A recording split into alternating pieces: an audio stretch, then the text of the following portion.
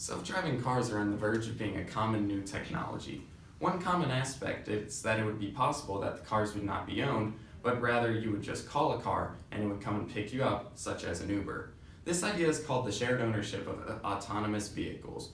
The ways we can dive into this would be to look at how this model would work, what the benefits of this model would be, and why we should adopt this model. The first aspect of the self-driving car that we can dive into is learning about how the model would actually work. Picture a world like this. You have no vehicle to call your own. Nobody does. All you have is a phone that you will call and a vehicle will come and pick you up. A car comes and picks you up, but there is no driver. You enter in your destination and the car takes you there, drops you off, and leaves you to go to the next customer. Instead of you driving this car to work, then leaving it there for the majority of the day, this car takes many different passengers to many different locations, and then another car would come and take you home once your workday is done. The car would then go to pick up other passengers after you and return to a predetermined location once the workday is done. The cost of this would be somewhere around 60 cents to $1 per vehicle mile. This would be the model that we could use in order to have shared ownership of autonomous vehicles. The second aspect we can dive into about the self-driving cars will be the benefits of shared ownership. Some impacts of self-driving cars are very simple to understand, and others are far more in-depth. One positive impact of having self-driving cars is that since they would be unanimously owned, it would be cheaper for people that do not drive much. If you lived in a city and would have to pay to park your car somewhere, you wouldn't have to do that anymore because you wouldn't have a car anymore.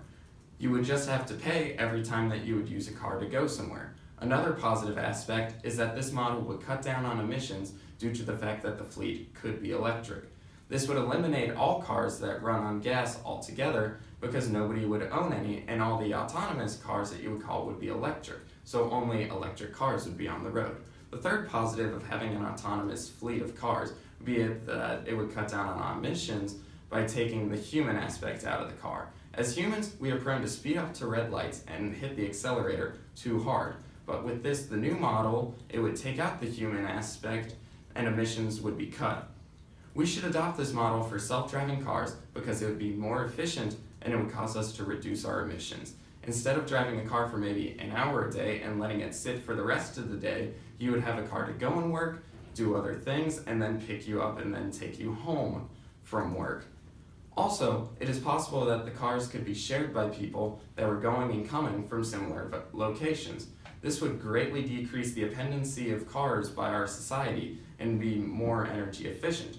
We would also make all the vehicles be electric, so no emissions would be put into the atmospheres by the cars because the cars would have no emissions themselves.